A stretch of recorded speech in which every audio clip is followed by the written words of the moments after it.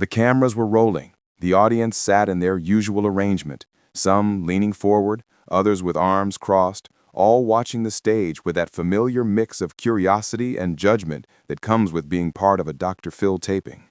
The studio lights were hot. The father sat in the guest chair, his hands gripping the armrests so tightly his knuckles had gone white. Across from him, his son stared at the floor, jaw clenched, refusing to make eye contact. Dr. Phil was mid-sentence, walking that fine line he'd walked 1,000 times before, pushing hard enough to break through denial, but not so hard that someone shuts down completely. He was asking the father about the last time he'd spoken to his son. 12 years. 12 years of silence between a man and the boy he'd raised. And then it happened. The father's voice cracked, his chest heaved, and Dr. Phil raised his hand toward the cameras and said, "Stop the tape." The room froze. Producers exchanged glances. Camera operators hesitated, unsure if they'd heard correctly. The audience, conditioned to react but never interrupt, held their breath. Dr. Phil didn't look at the cameras anymore. He didn't look at the audience. He looked directly at the father, whose face had collapsed into something raw and unguarded, and said quietly, "We're not doing this for ratings. We're doing this for you." That moment, that single decision to stop everything, wasn't in the show notes. It wasn't planned. It was pure instinct, and it was the moment that would change two lives forever. But to understand why that moment mattered, you need to understand how we got there. 3 weeks earlier, a producer named Sarah had opened an email from a young man named Marcus. The subject line was simple: "My father destroyed our family, and I need him to hear it." Sarah had read thousands of emails like this, stories of betrayal, abandonment, addiction, abuse. But something about Marcus's words felt different. They weren't vengeful, they were desperate. He didn't want revenge, he wanted closure. Or maybe he wanted his father back. He wasn't even sure himself. Marcus was 31 years old. His father, Robert, had walked out when Marcus was 19. No warning, no explanation, just gone. Robert had struggled with alcohol for years, and one night after a particularly brutal fight with Marcus's mother, he'd left and never come back. No calls, no letters, nothing. For 12 years, Marcus had carried that weight, the unanswered questions, the shame of telling people his father was not in the picture, the anger they would flare up at random moments, at weddings when fathers gave toasts, at family dinners where there was an empty chair, at Father's Day commercials that made his stomach turn. Sarah forwarded the email to Dr. Phil's senior team. They reached out to Marcus. Then carefully, they reached out to Robert. Robert had remarried. He had a new life. He'd gotten sober 8 years ago. He had a stable job, a small house, a routine, and he had convinced himself that the best thing he could do for Marcus was stay away. He told himself that Marcus was better off without him, that reopening old wounds would only cause more pain. But when the show's team called, something shifted. Maybe it was guilt. Maybe it was curiosity. Maybe deep down, Robert had been waiting for an excuse to reach out, but didn't know how. He agreed to come on the show. Subscribe and leave a comment, because the most powerful part of this story is still ahead. The taping day arrived. Marcus came in first. He sat in the green room, handshaking, drinking bad coffee from a paper cup. A production assistant checked his microphone. Dr. Phil stopped by before the show started, as he often did. He sat down across from Marcus. No cameras, no audience, just two people talking. "Why are you here?" Dr. Phil asked. Marcus hesitated. "I don't know if I want an apology or if I just want to understand why he left." Dr. Phil nodded. "And if he can't give you either, then at least I tried." Dr. Phil studied him for a moment and said, "You're braver than you think." Robert arrived separately. He looked older than his 53 years old. The years of drinking had left their mark, even though he'd been sober for nearly a decade. He wore a button-down shirt that was slightly too big, jeans that were slightly too worn. He looked like a man who'd spent a long time trying to disappear. When he sat down in his own green room, a different production assistant asked him the same question Dr. Phil had asked Marcus. "Why are you here?" Robert's answer was quieter. "Because I owe him that much." The show began the way it always did. Dr. Phil's voice filled the studio, warm and authoritative, introducing the topic. Today we're talking about fathers and sons, about the damage that silence can do, about whether it's ever too late to say you're sorry. The audience applauded. Marcus walked out first, sitting in the chair under the lights. Dr. Phil asked him to tell his story. Marcus spoke haltingly at first, then with growing confidence. He talked about his childhood, about the good years before the drinking got bad, about the fights, about the night his father left, about the 12 years since. The audience was silent. Some nodded, a few wiped their eyes. Dr. Phil listened without interrupting, a skill he'd honed over decades, knowing when to push and when to just let someone be heard. Then Dr. Phil said, "Your father's here today. Are you ready to see him?" Marcus's face went pale. He nodded. Robert walked out from backstage. The audience watched him cross the stage, every step heavy with the weight of a dozen years. He sat down in the chair across from his son. For a long moment, neither of them spoke. They just looked at each other, two strangers who used to be everything to one another. Dr. Phil started gently. He asked Robert to explain what had happened, why he left, why he stayed away. Robert's answers were careful, rehearsed almost. He talked about his alcoholism, about how ashamed he'd been that he thought leaving was the right thing to do, about how the longer he stayed away, the harder it became to come back. Marcus listened, but his face was unreadable. Dr. Phil pressed harder. "You say you thought it was the right thing to do, but did you ever ask Marcus what he needed?" Robert faltered. "No." "Did you ever think that maybe he needed his father, even a flawed one, more than he needed you to be perfect?" Robert's voice dropped. "I didn't think I deserved to be in his life." Dr. Phil paused mid-sentence. The studio went completely silent. It wasn't what Robert said, it was how he said it. The crack in his voice, the way his hands started trembling, the way he looked at Marcus, really looked at him for the first time since sitting down. And Dr. Phil, who'd done this 1,000 times, who navigated every kind of human pain imaginable, felt something shift in the room. This wasn't a conversation anymore. This was a man on the edge of breaking open.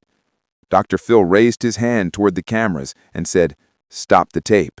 The room froze. Producers in the control room exchanged confused looks. Camera operators glanced at each other. The audience sat perfectly still, unsure what was happening. This wasn't part of the show. This wasn't scripted. Dr. Phil turned to Robert and said quietly but firmly, "We're not doing this for ratings. We're doing this for you." Robert's face crumpled, his shoulders shook, and for the first time in 12 years, he looked at his son and said, "I'm sorry." But the words barely made it out. His voice broke halfway through. He tried again, "I'm sorry, Marcus. I'm so sorry." Marcus didn't move. His jaw was still clenched, his arms were still crossed, but his eyes were wet. Dr. Phil leaned forward. "Robert, I need you to understand something. Saying I'm sorry isn't enough. You need to tell him what you're sorry for. Not in general terms, specifically, what did you take from him?" Robert wiped his face with the back of his hand. He took a shaky breath, and then slowly the words started coming. "I'm sorry I wasn't there when you graduated high school. I'm sorry I didn't teach you how to drive. I'm sorry you had to figure out how to be a man without me. I'm sorry I made you feel like you weren't worth staying for." Each sentence hit Marcus like a physical blow. His arms uncrossed. His shoulders dropped. And then finally, he spoke. "You made me think I did something wrong," Marcus said, his voice raw. "For 12 years, I thought maybe if I'd been a better son, you wouldn't have left." Robert shook his head, tears streaming down his face. "No, God, no. You were never the problem. I was." Dr. Phil let the silence sit for a moment. Then he did something he almost never did. He reached into his jacket pocket and pulled out a folded piece of paper. He handed it to Robert. "This," Dr. Phil said, "is a letter Marcus wrote to you 5 years ago. He never sent it, but I think you need to read it now." Robert's hand shook as he unfolded the letter. The cameras, still technically off, hovered nearby. The audience watched, breathless. Marcus stared at the floor, unable to look at his father's face as he read. The letter was short, just a few paragraphs, but every word was a wound laid bare. Dad, I don't know if you'll ever read this. I don't even know if you care, but I need to say it anyway. I miss you. I hate that I miss you. I hate that part of me still hopes you'll come back. I hate that I look for you in crowds. I hate that I can't move on.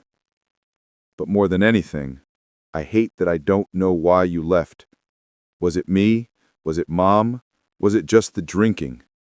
I need to know, because not knowing is killing me.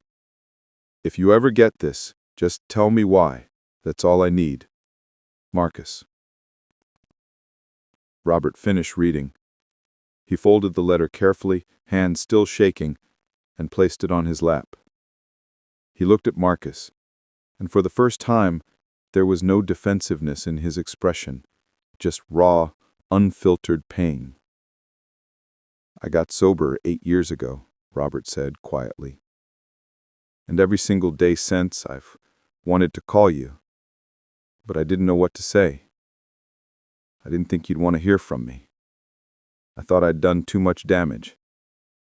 You did, Marcus said, his voice barely above a whisper, but you did more damage by staying gone. Dr. Phil leaned back in his chair, watching the two men. He glanced at the production booth, then back at Robert and Marcus. He made a decision. We're not going back on camera yet, Dr. Phil said. I want the two of you to talk. Really talk. Not for the show, not for the audience, just for you. He stood up and walked off stage. The audience remained frozen, unsure what was happening. Producers scrambled to figure out how to handle the unplanned break. But Dr. Phil didn't care about logistics. He cared about what was happening on that stage. For the next 20 minutes, Robert and Marcus talked. The camera stayed off. The audience stayed silent. And slowly, painfully, two people who'd been strangers for 12 years started to become father and son again. They didn't fix everything. 12 years of pain doesn't heal in 20 minutes. But something shifted. Marcus asked questions. Robert answered them honestly, this time without the rehearsed deflections. They talked about the night Robert left, about the drinking, about the guilt, about the silence. And then finally, Marcus said the words he'd been holding back. I don't forgive you yet, but I want to try. Robert nodded, tears streaming down his face again. That's more than I deserve. Dr. Phil returned to the stage. He signaled to the crew. The cameras came back on. The audience stirred, unsure what they were about to witness. Dr. Phil sat back down and looked at both men. We're going to finish this now, he said. But before we do, I want to say something. What just happened here, this is why I do this show. Not for the drama, not for the ratings. For moments like this, when people choose courage over comfort, when they choose honesty over hiding. He turned to the audience. What you're about to see is real, and it's messy, and it's uncomfortable, but it's also hope. The rest of the taping was different from any Dr. Phil episode before or since. There was no confrontation, no dramatic reveals. Just two men sitting across from each other, trying to rebuild something that had been broken for a very long time. Dr. Phil asked Marcus what he needed from his father moving forward. Marcus said he needed consistency. He needed Robert to show up, not just once, but over and over again. He needed proof that this wasn't just a TV moment, but a real commitment. Dr. Phil asked Robert if he could do that. Robert said he would try, not perfectly, but he would try. Before they wrapped, Dr. Phil did something he rarely does. He reached out and placed a hand on each man's shoulder. This isn't the end, he said. This is the beginning, and beginnings are hard. But you've already done the hardest part. You showed up. The audience applauded, But it wasn't the usual enthusiastic applause. It was quieter, more reverent, like they just witnessed something sacred. After the taping, Marcus and Robert stood awkwardly near the stage, unsure what to do next. A production assistant handed Robert a business card, a therapist who specialized in family reconciliation. Dr. Phil had arranged it in advance just in case. "Use it," Dr. Phil said, walking over. "Both of you. This isn't something you can do alone." Marcus nodded. Robert took the card, his hand still shaking slightly. As they left the studio, Marcus turned to his father. For the first time in 12 years, he extended his hand. Robert looked at it, then pulled his son into an embrace instead. Share and subscribe. 6 months later, Dr. Phil received a photo. It showed Marcus and Robert at a baseball game, both smiling. On the back, in Marcus's handwriting, were 3 words: "We're still trying." That letter Robert read on stage, the one Marcus never sent, now sits framed in Robert's living room, a reminder of the silence that almost destroyed them and the courage that brought them back. Dr. Phil keeps a copy in his office, not as a trophy, but as proof that sometimes stopping the cameras is more important than anything that could ever be captured on film. Because some moments aren't meant for television. They're meant for healing.